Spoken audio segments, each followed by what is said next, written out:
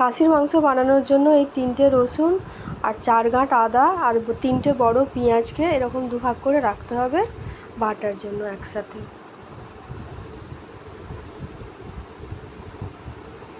4টে বড় পেঁয়াজ কুচিয়ে এভাবে লাল করে ভেজে নিলাম। পেঁয়াজগুলো ভাজা হয়ে গেলে আদা রসুন আর পেঁয়াজের পেস্টটা এইভাবে কড়াইয়ের মধ্যে পেঁয়াজের উপরে দিয়ে দিতে হবে। ওর মধ্যে 4 চামচ ধনে গুঁড়ো দিয়ে দিতে হবে। এমনিতেও জিরে আর লঙ্কা হলুদ সমস্ত কিছুই আমরা ওর মধ্যে 4 চামচ করে দেব। দেখুন বন্ধু, খাসির মাংস তো আমাদের মতো নিম্ন মধ্যবিত্ত পরিবারে খুব কমই আসে, তো ওটাকে একদিন স্পেশাল করে ভালো করে রান্না করাটাই ভালো, তাহলে আমাদের সবারই খেতে ভালো লাগবে। আর 4 চামচ করে না দিলে গ্রেভিটা খুব পাতলা হয়ে যাবে, তখন খেতে ভালো লাগবে না। এরকম আমার মতো ছোটো ছোটো চামচে 4 চামচ করে দিতে হবে ধনে গুঁড়ো। আমি ধনে জিরে গুঁড়ো বাজার থেকে কিনি না, আমি বাড়িতেই বানাই। ওটারও একটা ভিডিও আমি বানিয়ে দেওয়ার ইচ্ছা আছে। তো ওতে অনেক ক্ষতিকারক কেমিক্যাল মেশানো থাকে তো বাজারের গুঁড়োতে, তাই আমি বানিয়ে রাখি। আমার জিরে গুঁড়োটা শেষ হয়ে গেছে, তাই বেটে নিচ্ছি। এরকমভাবে গোটা জিরে বেটে নিলেও খাসির মাংসতে দিলে খুব ভালো লাগে, তাই 4 চামচ জিরে বেটে নিলাম। ছোটো চামচে 4 চামচ হলুদ গুঁড়ো দিয়ে দিতে হবে, ছোটো চামচ কিন্তু, বড় চামচ না। এতক্ষণ ভিডিও তুলতে গিয়ে মাংসটা ধোয়াই হয়নি। মাংসটাকে ভালো করে ধুয়ে আর প্রথমে একটু ট্যাপের জল, তারপরে হালকা গরম জল দিয়ে ধুতে হবে, লোম থাকে তো। এরপর মাংসটা আর মশলাটা একটু কষানো হয়ে গেলে তেল ছাড়লে হালকা ওর মধ্যে তুলে দিতে হবে।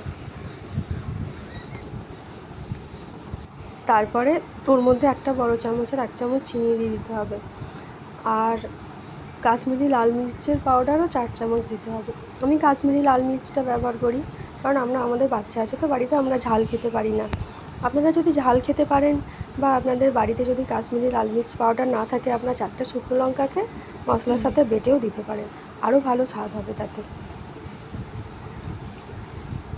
এবারে ভালো করে সমস্ত কিছু একসাথে নিয়ে ভালোভাবে নেড়ে চেড়ে দিতে হবে।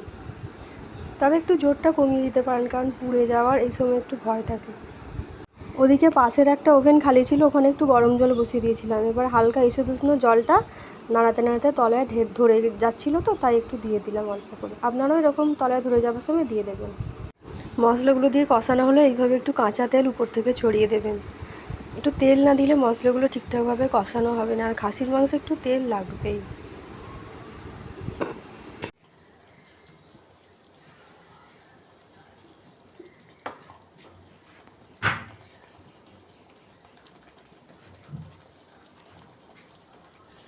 আধখানা টমেটো এর মধ্যে দিয়ে দিলাম।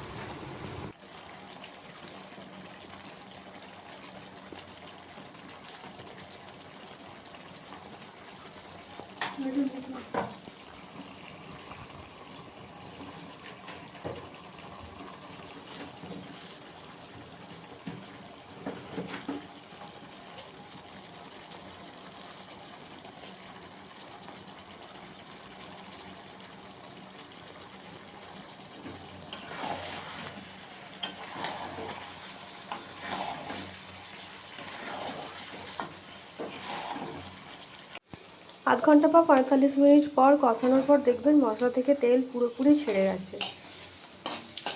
এবার মাংসটা কড়াই থেকে প্রেসার কুকারে তুললাম। 1 কেজি মাংসের জন্য 5 লিটারের প্রেসার কুকার যথেষ্ট। দেখুন, আগে যে জলটা দিয়েছিলাম কষানোর সময় খানিকটা, একটু অল্প, বাকিটা প্রেসার কুকারের মধ্যে দিয়ে দিলাম। দেখে এবারে খুন্তি দিয়ে ভালো করে মাংসের অংশগুলো প্রেসার কুকারের মধ্যে ডুবিয়ে দিতে হবে, যাতে প্রেসার কুকারে সিদ্ধ হওয়ার সময় কোনো মাংস যদি জলের উপরে থাকে ওটাও সিদ্ধ হবে না। পুরো মাংসটা জলের মধ্যে ডুবে যায়, এতটুকু পরিমাণে জল দেবেন, খুব বেশি দেবেন না। এমনিতে প্রেসার কুকারের 3 ভাগের মধ্যে 1 ভাগ খালি রাখতে হয়, সিটি পড়বে তাহলে ভালো হবে, নাহলে ঝোল সিটির উপর দিয়ে বাইরে চলে আসবে। কুকারে ঢাকনা লাগিয়ে দিয়ে 6টা সিটি পড়তে দিন, গ্যাসের জল নর্মাল থাকবে। 6টা সিটি পড়ার পরে প্রেসার কুকারটা 15 মিনিটের জন্য রেখে দিতে হবে এইভাবে। তারপর বেসিনে নামিয়ে ওর মধ্যে ঠান্ডা জল দিতে হবে। দেখুন, ঠান্ডা জল দিলেই খুলে গেল। যদি এক্সট্রা ভাপ থাকে তাহলে খুন্তি দিয়ে বের করে দেবেন, দিয়ে ঠান্ডা জল দিতেই হবে। এবার খুলে যাওয়ার পরে দেখুন কেমন সিদ্ধ হয়েছে, মাংসটা 6টা সিটি পরে। এবার পাশে আমি আলু ভেজে সরিয়ে রেখেছিলাম পরিমাণ মতো, ওগুলো ঝোলের মধ্যে দিয়ে দিলাম। যদি আর একটু জল লাগে দেবেন, নাহলে যদি দেখেন যে আলুগুলো পুরো যেন ঝোলের মধ্যে, মাংস আলু দুটোই যেন ঝোলের মধ্যে ডোবে, এতটুকু পরিমাণে জল দেবেন, বেশি দেবেন না। প্রেসার কুকার যেন কিছুটা খালি থাকে। এবার লাগিয়ে দিয়ে আরও 2টো সিটি করার জন্য বসিয়ে দিলাম আমি গ্যাসের উপর। শেষের 2টো আলু দিয়ে সিটি দেওয়ার পরে প্রেসার কুকারটা রেখে দেবেন। যখন ঢাকনা নিজে নিজে খুলবে তখন একটু গরম মশলা দেবেন। অন্তত 25 থেকে 30 মিনিট তো রাখতেই হবে। তারপর গরম মশলা দিয়ে আবার ঢাকা দিয়ে রাখবেন, যখন খাবেন তখন খুলবেন ফাইনালি। আর আমাদের যেহেতু কেউ ঝাল খায় না, সেহেতু আমরা একটু শেষের দিকে, আপনারা যদি ঝাল না খান বাড়িতে বাচ্চা থাকে, সে কাঁচা লঙ্কা দিতে পারেন, এটা অপশনাল, নাও দিতে পারেন।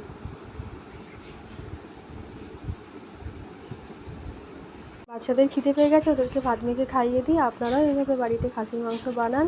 আর অবশ্যই আমাকে কমেন্ট করে জানাবেন কেমন হলো। আর আমার চ্যানেলটা প্লিজ দয়া করে সাবস্ক্রাইব করুন। Thank you.